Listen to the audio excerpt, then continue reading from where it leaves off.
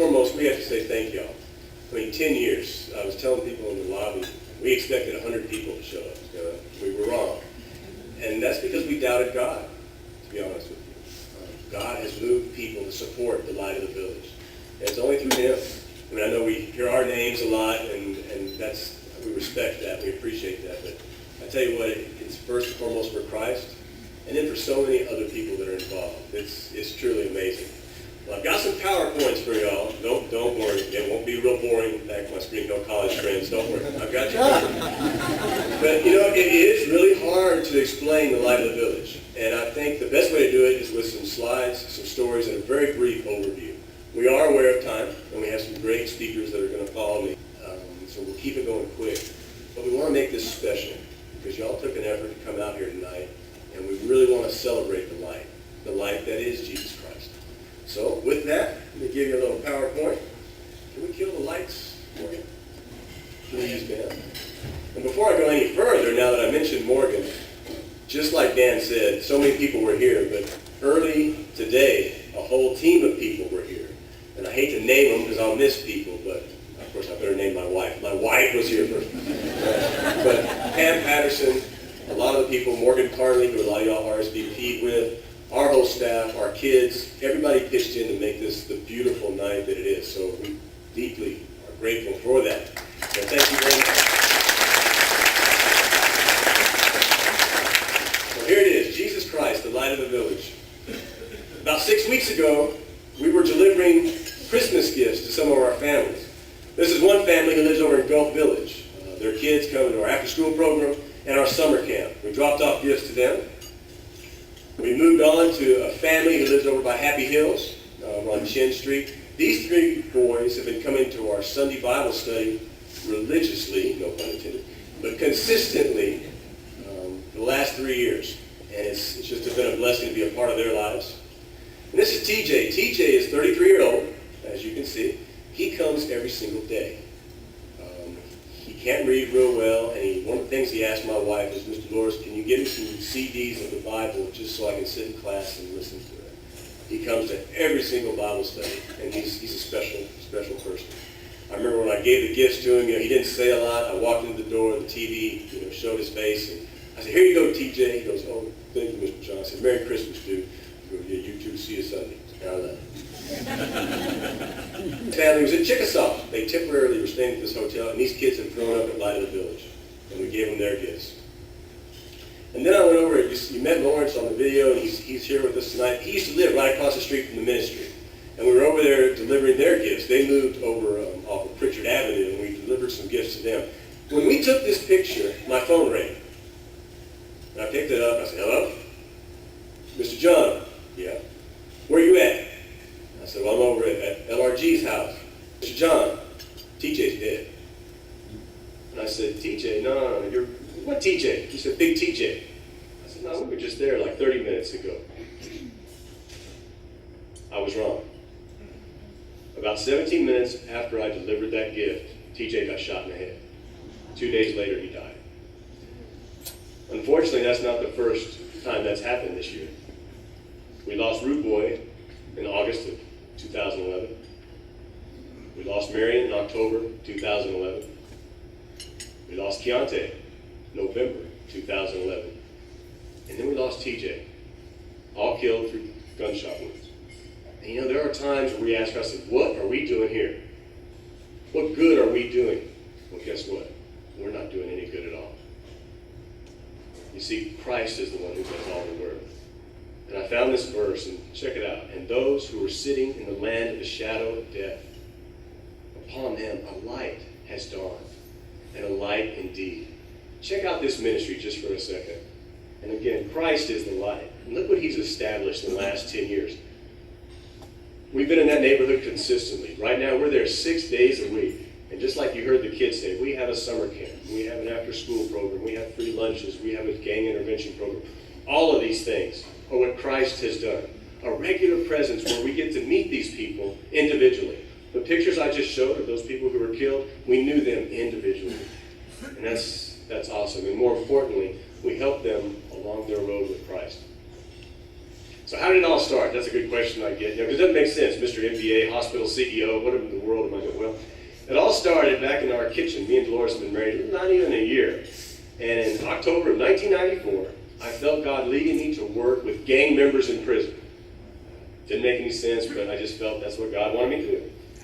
Well, 2 years later, I found myself in San Antonio, Texas, getting my master's in hospital administration, and here I was. You can see that I'm in control of that room.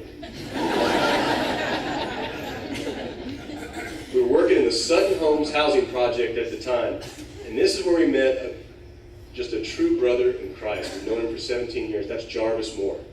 Jarvis Moore, God put our paths together so he could introduce us to the street. He would introduce us to drug deals, drug addiction, violent crime, and more importantly, how to reflect the faith, love, and hope of Jesus Christ to those people. I know people are laughing at my hair. That's right, I had hair back then. Thank you very much. And here we are now. Again, what an amazing friendship that we have. In fact, Jarvis is one of our speakers, and he's going to share a little bit more about that, but it's just awesome that he came in from San Antonio this morning just to share his story with y'all. We started in the Queens Court Apartments December 20th, 2001. Some of y'all may remember there had been a shooting there just a few days before. Some Pritchard police were ambushed, actually, and a little boy had been killed. But this is where we felt led to go do something regular. Stop the prison ministry, not stop it, but get away from the prison ministry and do something in inner city neighborhoods. So we went to the Queens Court projects and did that. We went there regularly for a couple of months, and they closed those apartments down. So we looked for another home. Alabama Village was the place to be. This is our street, Baldwin Drive, and this is the house that the Lord led us to. It was a crack house. They sold crack, they smoked crack, and they had prostitutes working right out of that open door on the eastern side of the house. But we found clean title to it, which is hard to find over there. And the man was willing to sell it to us. He sold it to us for $7,500. That's it. But look what Christ has done to it now. It went from a crack house to a house of Christ. And that's only he could do it.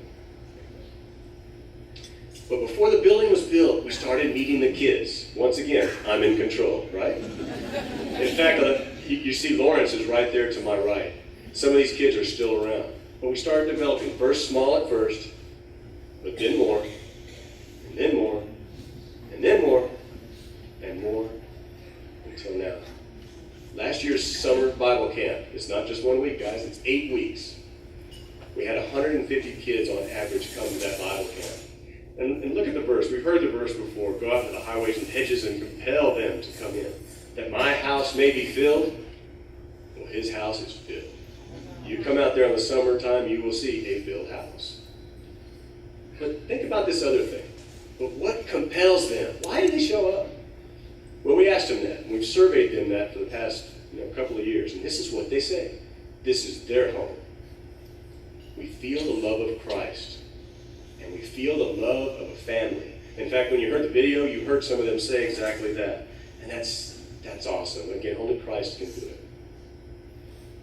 First and foremost, we are a church. We're not an agency. We're not a Boys and Girls Club. We are a Christ-centered organization. We're not even faith-based. We're Christ-centered. But it's each individual's relationship with Christ. To introduce them and then to nurture that relationship is our overall goal. GED's great. Gang intervention's great. It's that relationship with Christ, that faith, love, and hope is what saves us all, actually. To be a member of the family, you have to walk with them every day. You rejoice with those who rejoice. And there is rejoicing out there. You saw the video, you heard the kids talk. Isn't it amazing that those kids put that video together? Those are their words. And it's just, that blows us away. And I know it blew you all away, but that's a blessing for us, for sure. And it's not just little kids. We got older kids as well.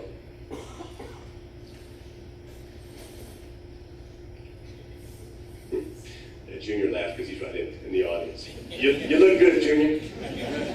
Let's do it again.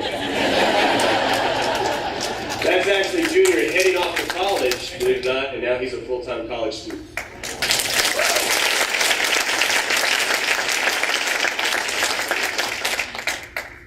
But in order to be a member of that family, you also have to weep with those who weep.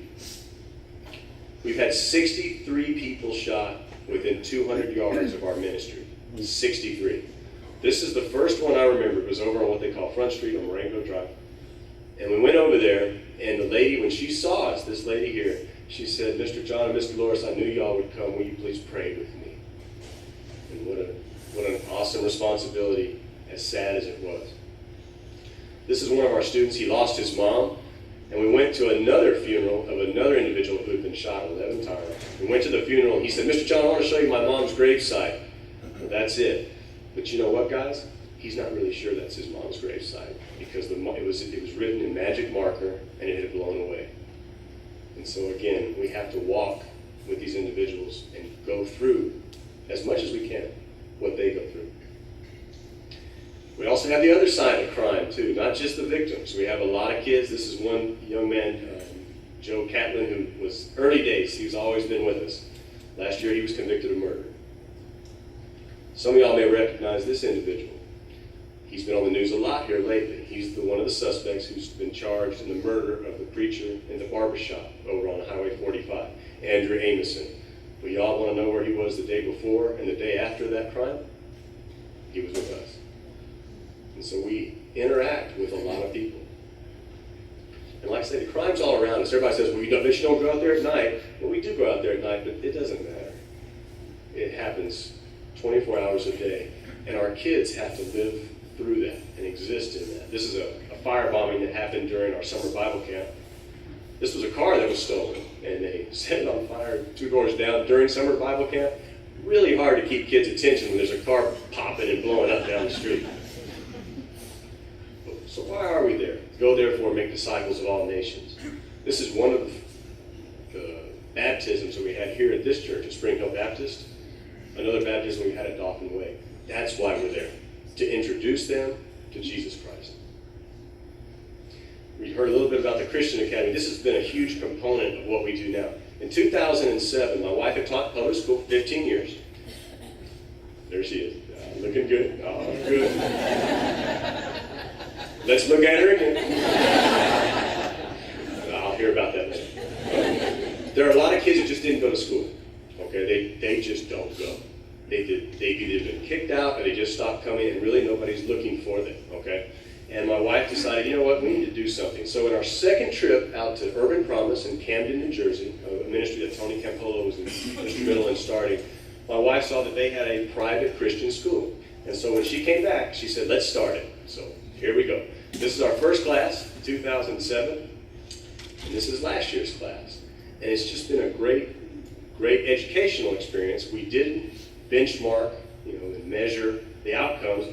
And you can see for the kids that stayed all year long, they could easily go advance, 3 grade levels in 1 year. But truthfully, it's not about academic success. That's important, but we got to know them even better. And our school didn't end at 3 o'clock. If you come out there, we don't have an 8 to 3 kind of thing. It goes on and on and on. In other words, in order to be part of their family, we have to be there even more than that.